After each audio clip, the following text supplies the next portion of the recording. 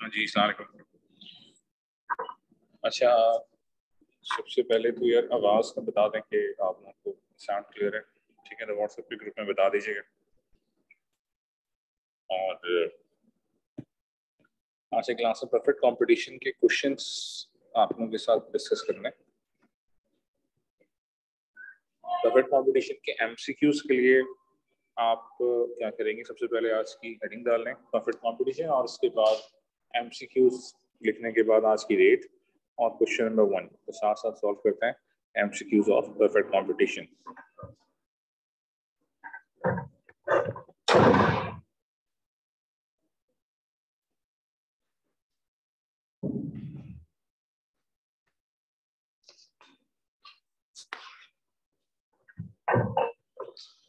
Question number 1. Firm will continue to produce in the short run, provided that at some output, marginal revenue equals marginal cost equals average variable cost, average revenue is greater than average fixed cost, and average revenue is greater than average variable cost. So इसके लिए आपको क्या याद करना है? इसके लिए आपको आना चाहिए कि आपने परफेक्ट कंपटीशन के शॉर्ट रन में कौन कौन से केसेस पढ़े थे। परफेक्ट कंपटीशन में सबसे पहले आपने पढ़ा था शटडाउन में आपने पढ़ा था price is less than and equals to average variable cost की condition. Price is less than and equals to average variable cost की कंडीशन। तो यहाँ पर भी ये कह रहे हैं firm will continue to produce in the short run provided at some output average revenue, that is known as price, average revenue is greater than average variable cost. So the answer is D. कब आपने पढ़ा था? आपने पढ़ा था sir perfect competition में short run में आपने 4 केसेस पढ़े थे। कौन कौन से? Abnormal profit, normal profit, loss and shutdown. और शटडाउन की केसेस या शटडाउन की कंडीशंस थी ये, ठीक है? क्वेश्चन नंबर 1 जी सबको क्लियर है तो प्लीज व्हाट्सएप के ग्रुप में यस लिख दीजिएगा। Now question number 2, which one of the following is not consistent perfect competition? Options आपके पास हैं a large number of producers and consumers, advertising by individual firms, a homogeneous product, a perfectly elastic demand curve for each firm। तो 4 आपके पास हैं। सबसे पहले important point क्या है कि आपने इसमें कंसीडर करना है कि एग्जामिनर आपको थोड़ा सा कंफ्यूज करना चाह रहा है इस चीज से। नॉट कंसिस्टेंट मतलब आपने परफेक्ट कंपटीशन की कैरेक्टरिस्टिक्स जो पढ़ी हैं उन्हीं में से क्वेश्चन है। तो ये जो क्वेश्चन है वो परफेक्ट कंपटीशन की कैरेक्टरिस्टिक्स या फीचर में से है, ठीक है? सो क्या क्या चीजें होती तो तकरीबन सभी हैं। A large number of producers consumers, तो क्या एडवर्टाइजिंग बाय इंडिविजुअल फर्म्स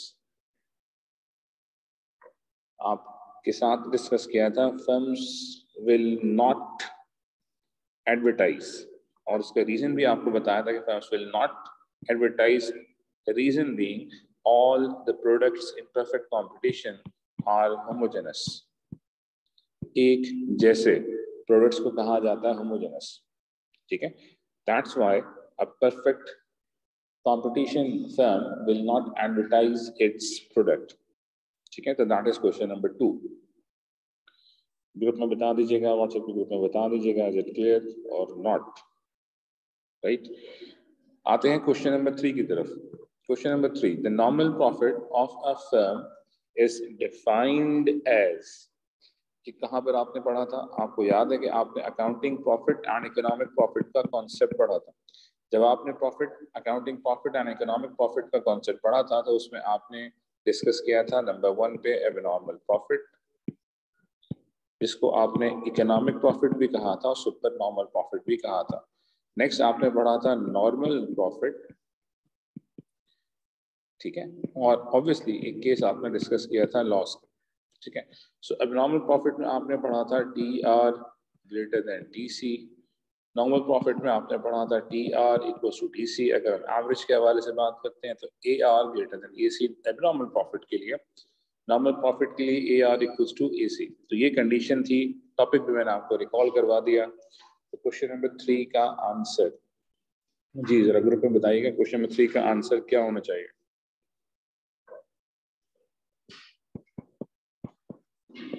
मजीद एक हिंट, नॉर्मल प्रॉफिट की डेफिनेशन लिखवाई थी। मजीद एक हिंट, नॉर्मल प्रॉफिट की डेफिनेशन लिखवाई थी। यस बिल्कुल करेक्ट, बिल्कुल सही, नॉर्मल प्रॉफिट इस क्वेश्चन का आंसर है डी। आपको याद हो नॉर्मल प्रॉफिट में लिखवाया था minimum amount of payment required by a factor of production to keep it in its present use। ठीक है जी, so normal profit की definition as it is यहाँ पर पूछी गई है, so answer is D। Okay जी, क्वेश्चन नंबर 4। क्वेश्चन नंबर 4 में आप जब देख रहे हो कि टेबल आ रहा है तो एटलीस्ट कोशिश किया करें कि इसमें आपने कुछ चीजें ऐड ऑन करनी होंगी। The following table gives total variable cost मौजूद है और इसमें हमारे पास डेटा मौजूद है प्रॉफिट मैक्सिमाइजिंग फर्म का in a given market period, outputs और टोटल वेरिएबल कॉस्ट, ये दो चीजें आपके पास मौजूद है। तो क्या हम मार्जिनल कॉस्ट को कैलकुलेट कर सकते हैं? अगर हम मार्जिनल कॉस्ट को कैलकुलेट कर सकते हो तो यहाँ पर आ गया ये, इस वैल्यू के हिसाब से आ गई 38, इस वैल्यू के हिसाब से आ गई 2। कैलकुलेशन लाजमी करनी होगी क्योंकि आपके पास ऑब्वियसली एग्जाम में पीस ऑफ पेपर होगा तो आप आराम से इस कैलकुलेशन को कंडक्ट कर सकते हो। फॉर्मूला आपको याद होना चाहिए। मार्जिनल कॉस्ट का फॉर्मूला होता है, मैं लिखवा देता हूँ, मैं लिख देता हूँ, change in total cost divided by change in output. So आप इस फॉर्मूले से करोगे तो आपके पास जो वैल्यूज आ रही हैं वो आ रही हैं ये। इसके साथ साथ आपने नेक्स्ट कॉलम बनाना है और नेक्स्ट कॉलम में आपने लिखना है एम आर और एम आर। ऑब्वियसली क्योंकि परफेक्ट कंपटीशन के क्वेश्चंस हैं तो परफेक्ट कंपटीशन में M R will remain same. Okay, so question number 4 का answer, but if the market price of the commodity produced by the firms in this period is $10 per unit, in which one of the following output ranges will the firm produce? G class, question number 4 का answer.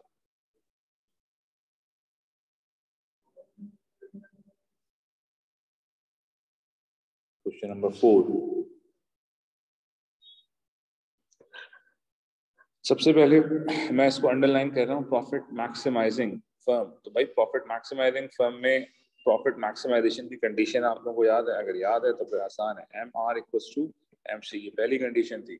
दूसरी condition क्या लिखवाई थी कि after equilibrium M C is greater than M R. तो अगर आपको ये दोनों कंडीशंस याद हैं तो फिर इस क्वेश्चन को करना तो काफी आसान हो सकता है।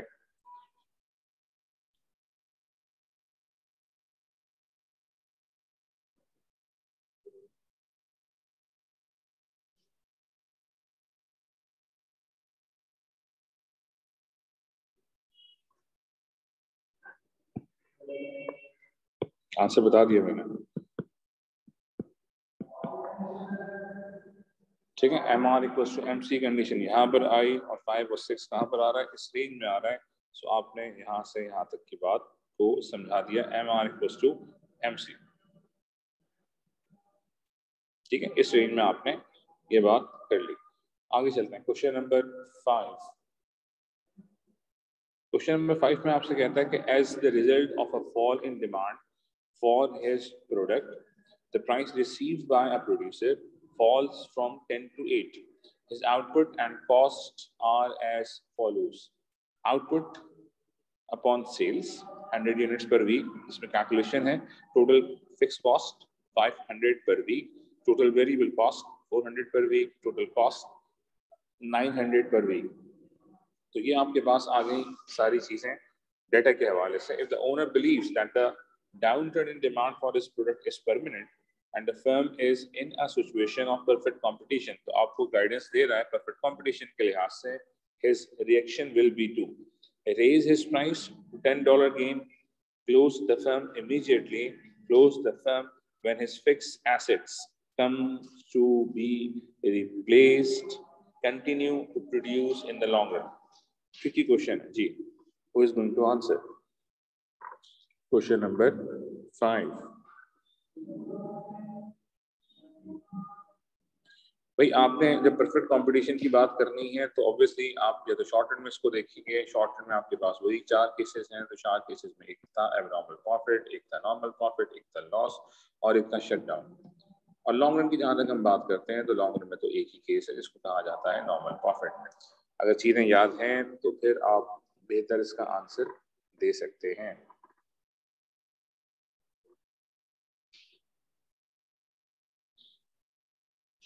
5 का आंसर है सी। और इसका रीजन क्या है? भाई जो लॉस है incurred only on fix cost which have to be paid in any way. Fix cost तो आपने पे करनी ही करनी है। Therefore the firm minimises its cost by continuing production in the short run. In the short run हम बात करते हैं एवरेज वेरिएबल कॉस्ट के हिसाब से। देखें शॉर्ट रन की कंडीशन में जब आप शट डाउन की बात करते हैं so price is less than and equals to average variable cost. और ये भी आपको याद है कि टोटल कॉस्ट का जो फार्मूला होता है वो ये होता है। ठीक है, सो हम किस पर बेस कर रहे हैं? हम average variable cost per base कर रहे हैं। अगर टोटल कॉस्ट को आप डिवाइड करते हैं आउटपुट से यानी कि क्यू से तो ये बनती है एवरेज फिक्स कॉस्ट और ये बनती है एवरेज वेरिएबल कॉस्ट। ठीक है जी, बात याद आ गई। अगर इसको आपने डिवाइड किया क्यू से, इसको आपने डिवाइड किया क्यू से, इसको आपने डिवाइड किया क्यू से, तब जाकर ये बात कहलाएगी एवरेज फिक्स कॉस्ट और इसे कहेंगे average cost.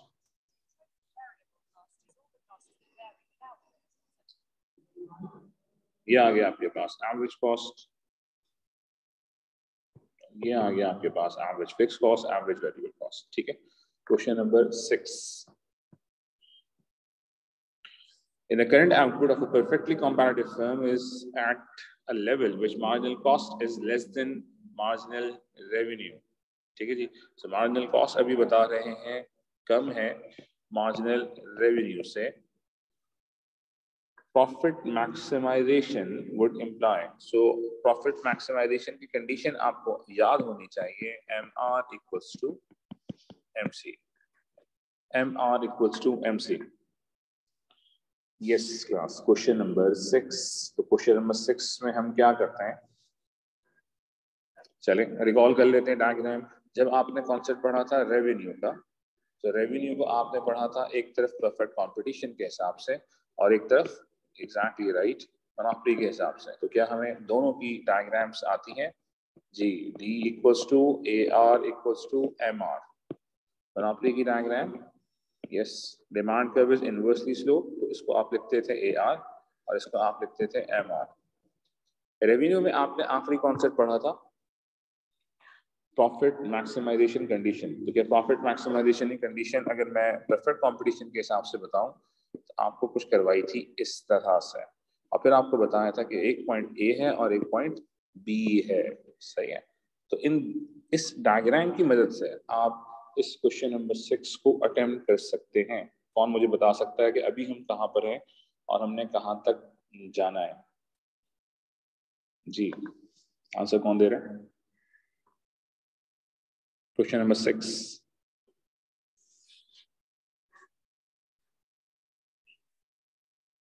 As I told you earlier कि जितनी सारी चीज़ें हैं वो आपके रजिस्टर्स में आपको करवाई गई हैं। इवन एमसीक्यूज की भी जो पोजीशन है वो आप सिर्फ और सिर्फ कर सकते हैं अगर आपने जो लेक्चर में काम नोट किया हुआ है वो भी अगर आपको आता है और आपने उसकी प्रैक्टिस की हुई है। बिल्कुल सही हो मामा, D is the right answer. Question number 6 का D, increase output and an unchanged price. इसने कहा क्या था जब इसने बात को स्टार्ट किया? उसने कहा MC is less then MR। इसका मतलब है MR कहाँ था? MR ज्यादा था। जब MR ज्यादा था सो A और B, सो ऑब्वियसली जब तक आप MR आपके पास ज्यादा है, ठीक है, तो आप आउटपुट को बढ़ाते हैं। अगर मैं यहाँ से भी स्टार्ट करूँ, इस पॉइंट की बात करता हूँ, तो यहाँ पर क्या है MR ज्यादा है। सपोजिंगली यहाँ पर MR ज्यादा है, यहाँ पर 100 है और यहाँ पे MC कितना है? MC यहाँ पर कोई समझ लें 80 है। तो जब मैं आउटपुट को बढ़ाऊंगा तो आउटपुट को बढ़ाने से मैं यहाँ तक पहुंचूंगा जहाँ पे MR इक्वल्स टू MC भी हो जाए। ठीक है, तो आउटपुट को बढ़ाने से मैं यहाँ पहुंचूंगा आगे। ग्राफ्स आप लोगों को याद होने चाहिए। क्वेश्चन में से इसका आंसर बिल्कुल सही कहा उमामा ने, D answer. Question number 7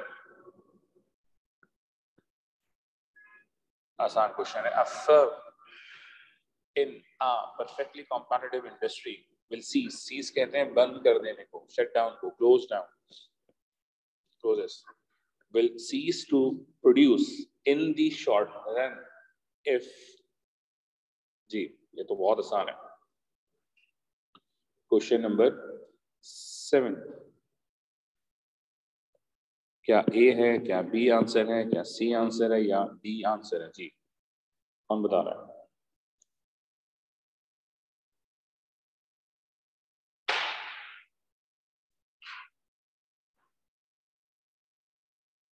condition याद होगी शटडाउन की तो ऑब्वियसली आप यहाँ तक पहुंच पाएंगे, अदरवाइज एमसीक्यूज करना तो फिर बहुत मुश्किल हो जाएगा।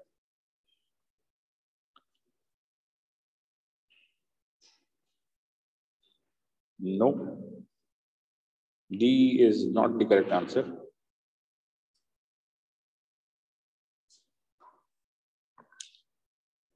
A is the right answer. Total revenue is less than, अगर total revenue जो हमारे पास वो कम है total variable cost of production से, total variable cost of production से, so a firm will definitely closes down its business. ठीक है जी, question number 7 करा दिया। Question number 8, question number 8 in the diagram below SS इसकी बात हो रही है। SS represents the long run supply curve of a perfectly competitive industry। ख्याल रखिएगा ये लॉन्ग रन सप्लाई कर्व इन्होंने शो किया है, ठीक है। perfectly competitive industry, which one of the following explains the horizontal nature of the supply curve? Supply की बात कर रहे हैं, डिमांड की बात नहीं हो रही। क्या resources are available at constant prices to expand output? क्या ऐसा है? Factor ratios are constant at all levels of output। इसके लिए आपको characteristics याद होनी चाहिए। There are diminishing returns to scale, production से पूछा है इन्होंने। The product has a stable demand curve। देखें information के हिसाब से चलें, ठीक है जी।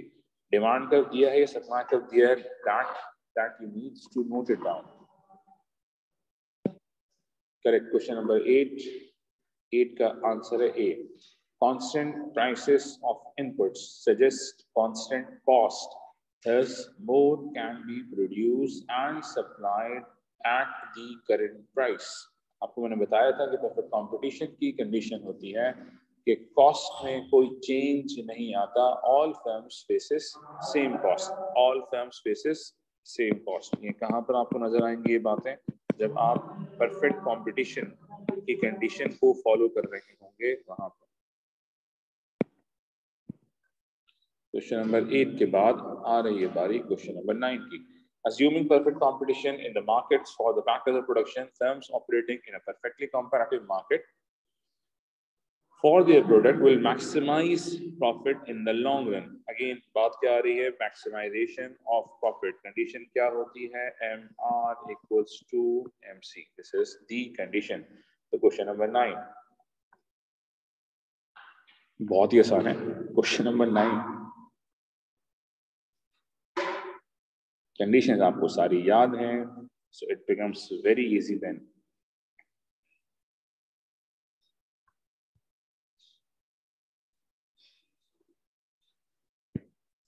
क्वेश्चन नंबर 9 का आंसर है सी।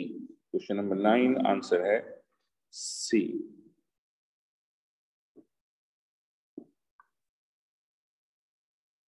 ठीक है जी, ओके। क्वेश्चन नंबर 10 अगेन जहां पर शेड्यूल आ रहा है नजर आपको लाजमी कुछ ना कुछ कैलकुलेशन की रिक्वायरमेंट पड़ने वाली है। क्वेश्चन नंबर 10 में पूछता है कि इंफॉर्मेशन वो दे रहा है आउटपुट के हवाले से, इंफॉर्मेशन आपके पास आ रही है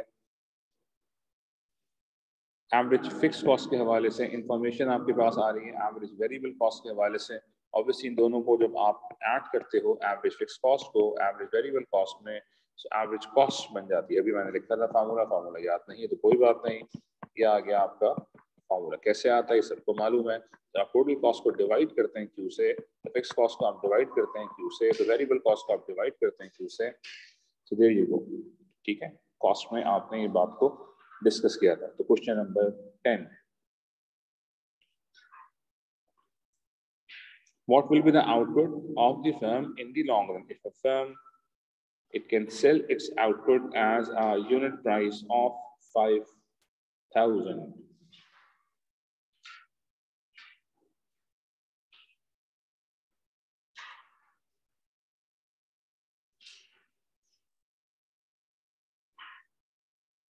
जी 10, क्वेश्चन नंबर 10.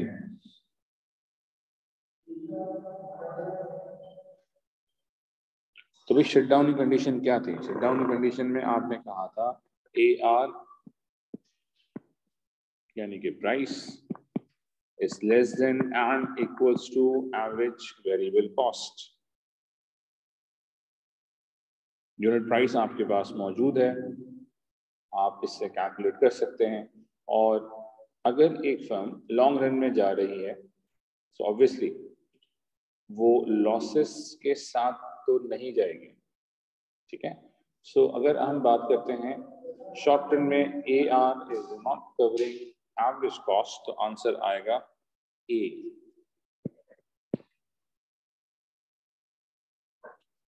क्योंकि a firm will not enter in a long run provided this condition.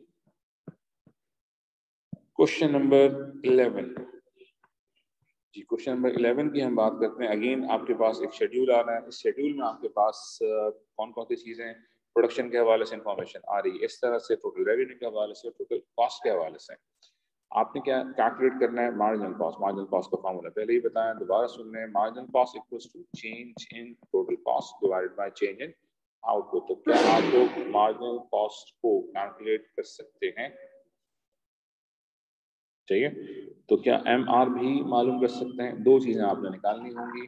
MC और MR के हवाले से थोड़ा टाइम लगने वाला है, यानी कि जो शेड्यूल वाले क्वेश्चन हैं या कैलकुलेशन वाले क्वेश्चन है उसमें तकरीबन आपके 1 से 1.5 मिनट या 1.5 से 2 मिनट लगेगा. तो बेसिक कैलकुलेशन है ये आप कर लें. कौन कौन सी इंफॉर्मेशन आपने मजीद एक्सट्रैक्ट करनी है? MC और MR.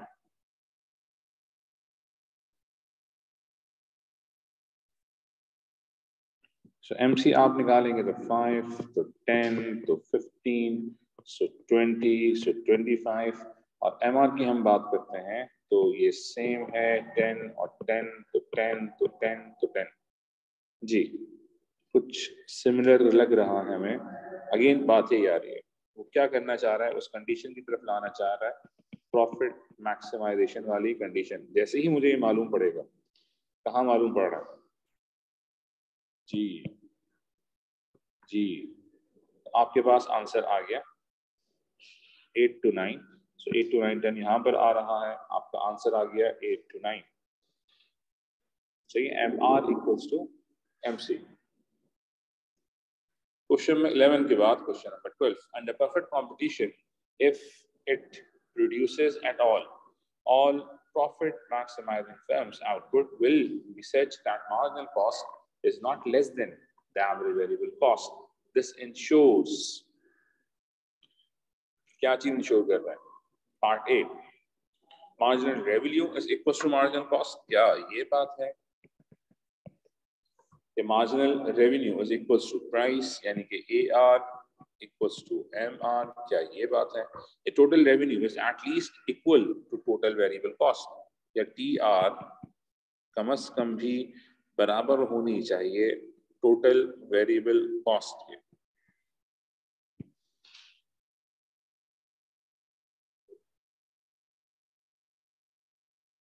या average total cost is minimise, या डी आंसर होना चाहिए. जी क्वेश्चन नंबर 12. क्वेश्चन नंबर 12 का आंसर आपने बताया C, तो इट्स करेक्ट आंसर जो आपने कंडीशन को फुलफिल किया. अगर आप एवरेज के हवाले से बात करते हैं तो एवरेज वेरिएबल कॉस्ट की हम बात करते हैं, और अगर हम बात करते हैं टोटल के हवाले से तो total revenue is at least equals to total variable cost. ठीक है जी, करेक्ट हो गया.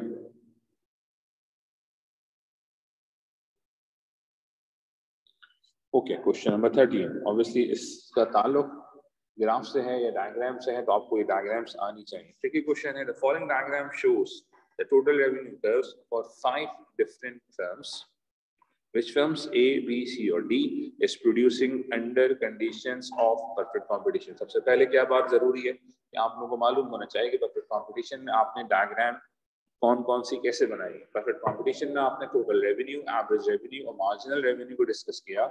मोनोपोली में भी आपने टोटल रेवेन्यू, एवरेज रेवेन्यू और मार्जिनल रेवेन्यू को डिस्कस किया।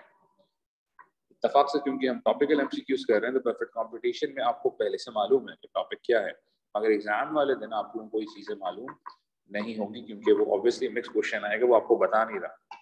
ठीक है, हाँ लिखा हुआ यहाँ जरूर है अंडर परफेक्ट कंपटीशन, तो आपके जहन में परफेक्ट कंपटीशन के ही ग्राफ्स आने चाहिए। जी कौन बता रहा है?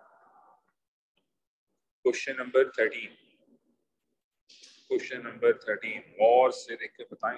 Very easy question. अगर परफेक्ट कंपटीशन यानी कि रेवेन्यू का टॉपिक आप लोगों को याद है,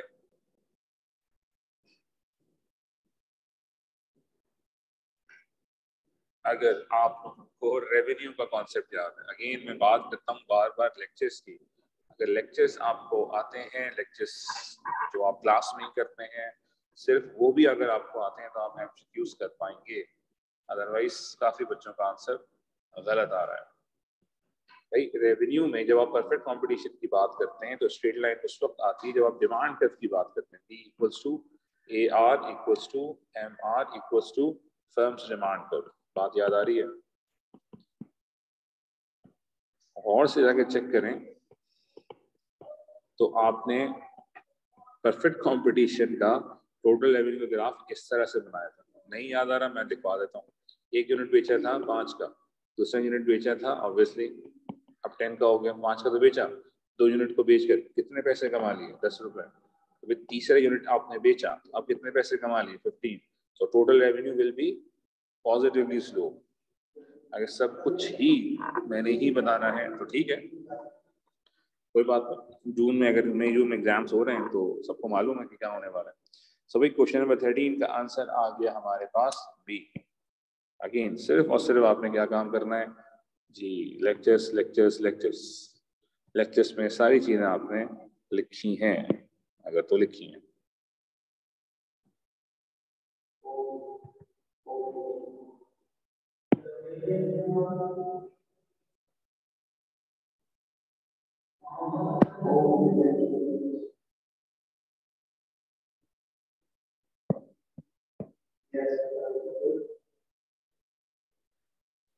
Okay, after question number 13, now we are attempting question number 14 again. There is a table यानी कि schedule, तो schedule तो थोड़ा सा लेंदी है, तो आपको कहीं ना कहीं कुछ सीक्वेंस पिक करना होगा। Question number 14, the table shows the cost and revenues of a firm expects to have for a particular plant. Plant समझाते हैं यहाँ पे जी, firm या फैक्ट्री है। तो इन्फॉर्मेशन दे रहे हैं आपको जनवरी, फरवरी, मार्च, अप्रैल, मई, जून, सर और से इसको देखें। फिक्स कॉस्ट आपके पास आ रही है जी, सेम आ रही है, बिल्कुल सही। वेरिएबल कॉस्ट में चेंजेस आ रही हैं, टोटल कॉस्ट में चेंजेस आ रही हैं, टोटल रेवेन्यू में भी चेंजेस आ रही हैं कुछ इस तरह से। If the firm adopts a planning period of 1 calendar month at the end of which month, ये क्वेश्चन है, which month should it plan to shut down the plant. जैसी शट डाउन की बात आती है आपके जहन में क्या बात आनी चाहिए? ये बात आनी चाहिए, ठीक है जी। A firm discontinues production when its TR is less than TVC. That is when the firm is unable to cover its variable cost. तो कब, किस महीने में ये चीज आ रही है?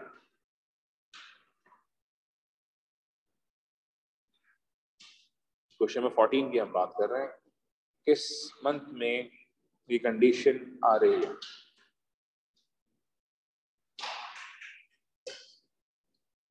भाई अप्रैल तक क्या हो रहा है? अप्रैल तक ये हो रहा है, firm's revenue is higher than its variable cost, but in मई के महीने से the firm's revenue is less than, मई के महीने में ये हो रहा है जो फर्म का रेवेन्यू है is less then its variable cost. ये जरा फॉलो कर लें, अगर ये फॉलो आपने किया तो 14 का आंसर आपको सी नजर आ जाएगा।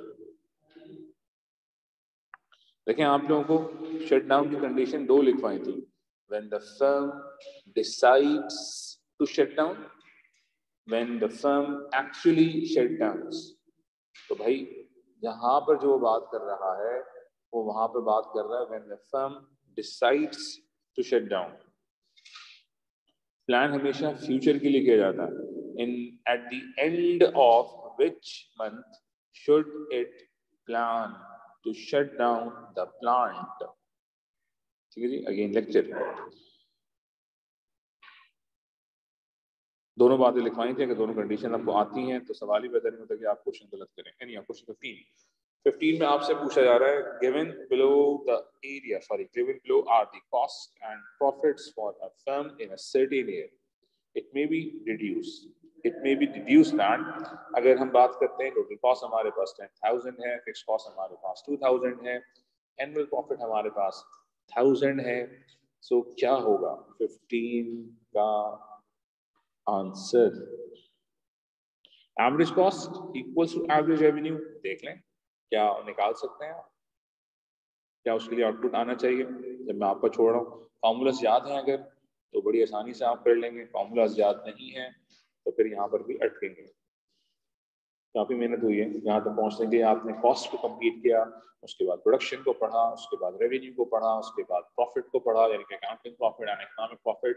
तब जाकर आप काबिल हुए कि आप मार्केट स्ट्रक्चर के क्वेश्चंस कर पाए. और मार्केट स्ट्रक्चर्स में से आज हम कर रहे हैं परफेक्ट कंपटीशन के क्वेश्चंस. अगेन अगर रट्टा फाइट कोई चीज है तो फिर तो एमसीक्यूज खत्म नहीं हो पाएंगे. तो अगर कुछ भुला बैठे हैं तो रिकॉल कर लें, रिवाइज कर लें और 15 का आंसर मुझे बताएं. जी जी जी.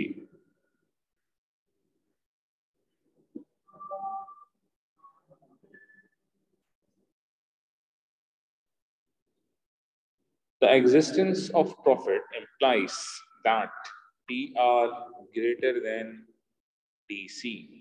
एनुअल प्रॉफिट आ रहा है, एनुअल प्रॉफिट आ रहा है तो प्रॉफिट आता ही कब है. तो प्रॉफिट की इक्वेशन याद है किसी को? कोई बताएगा? हाँ बिल्कुल बताएं. नहीं बताऊंगा, मुझसे सुन लें. प्रॉफिट की इक्वेशन होती है TR माइनस TC. सही है. That is the equation of profit.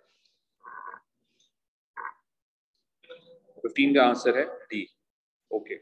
दिखने में बहुत मुश्किल, वैसे इसका आंसर और इसकी लॉजिक कोई बहुत मुश्किल नहीं है. आइए समझते हैं क्वेश्चन नंबर 16 को. ठीक है. Question number 16. The diagram below shows the schedule of marginal cost. देखें मार्जिनल कॉस्ट है या नहीं. एवरेज वेरिएबल कॉस्ट चेक करें. एवरेज वेरिएबल कॉस्ट दी भी है. For firms 1 and 2 the only two domestic producers of a commodity whose price in the domestic market is given by the world price. Question कैसे भी आ जाए. Graph की definition आपको आनी चाहिए. Graph represents the relation between two variables. ठीक है. तो ग्राफ या तो फिर जब रिलेशन शो कर रहे हैं तो आपको बताया था कि डायरेक्टली रिलेटेड ग्राफ्स भी होते हैं और इनवर्सली रिलेटेड ग्राफ्स भी होते हैं. तो यहाँ पर आपके पास कुछ चीज़ें दी हुई हैं. इन चीज़ों को किस तरह से आपने हैंडल करना है भाई. अगर आपको कॉस्ट आती है तो कॉस्ट को आपने शॉर्ट रन में 7 ग्राफ्स के साथ पढ़ा था. कौन कौन से ग्राफ्स थे? एक आपके पास टोटल कॉस्ट का था, फिक्स कॉस्ट और वेरिएबल कॉस्ट. एक आपके पास एवरेज कॉस्ट, उसी से आगे average fix cost, average variable cost और मार्जिनल कॉस्ट. फिर इन सब का रिलेशन आपने बनाया था. अगर वो चीज़ें आपको पता है तो एटलीस्ट आप इन ग्राफ्स तक तो पिक कर पाएंगे कि चल क्या रहा है. What is a complete price range over which only one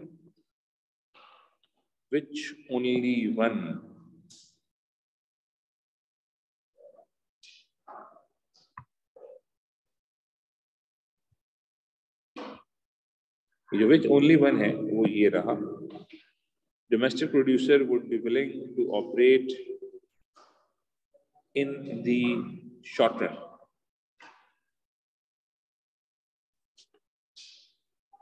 अच्छा जी, याद दिलाता हूँ. डोमेस्टिक प्रोड्यूसर है, शॉर्ट रन की बात कर रहा है. सही, सारी चीजें आ रही हैं. प्राइस आप देख रहे हैं स्ट्रेट लाइन है. प्राइस क्या है? स्ट्रेट लाइन आ रही है. क्या मतलब स्ट्रेट लाइन का? इस तरह से आ रही है. सो ये कब होता है? परफेक्ट कंपटीशन में या मोनोपोली में? परफेक्ट कंपटीशन में होता है. बिल्कुल सही है. ओके. चाहे P1 हो, चाहे P2 हो, P3 हो, P4 हो, 5 हो, ये सारी की सारी प्राइसेस स्ट्रेट लाइन दी हुई है, तो वी कैन रिड्यूस, तो this is perfect competition graph. तो अब आपने मुझे याद दिलाना है कि operate in the short run, short run की कंडीशंस क्या होती हैं। शॉर्ट रन कंडीशन आपको बताया था, a firm operates in the short run as long as price is less greater and equals to average variable cost। Shutdown की condition अलग होती है, ऑब्वियसली उसी का opposite continue. At P4 firm does not produce but firm 1 continues to produce because P4 is less than average variable cost of firm 2। However below P2 firm 1 also stops production। तो दो firms की information आपके पास आ रही है, तो quantity produce by firm 1 वो इस तरफ है, क्वांटिटी प्रोड्यूस बाय फर्म 2 वो इस तरफ है। अगर आपको ये कंडीशन याद है तो आप कहीं ना कहीं पहुंच सकते हैं। मुश्किल क्वेश्चन है, मगर आप गौर से इसको देखेंगे तो शायद इसको पिक कर लें। थोड़ा सा ब्लर भी है, मगर ये 5 रुपये का एज इट इज क्वेश्चन है, पीडीएफ की फाइल है, सो इससे ज़्यादा क्लियर होना मुश्किल है। ठीक है, आंसर इसका क्या आ रहा है? इसका आंसर आ रहा है 16 का आंसर है सी। 16 का आंसर सी आ गया।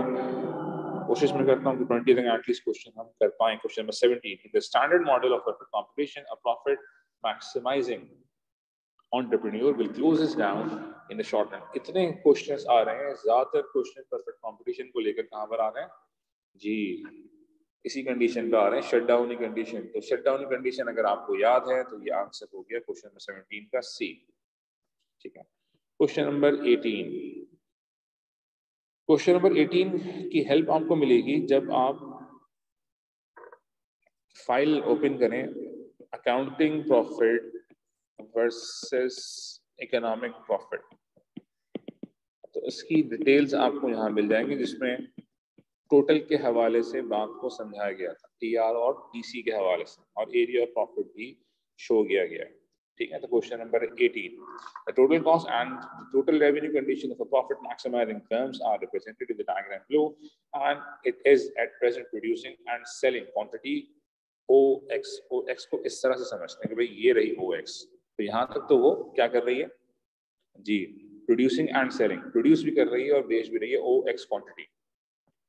द फर्म इज, अब आपने आगे बताना है कि भाई the firm is in a perfectly comparative market and in the short run equilibrium, या in a perfectly comparative market and in long run equilibrium, या in a perfectly comparative market and not in equilibrium, या a monopoly and in short run equilibrium. Question number 18 की हम बात कर रहे हैं।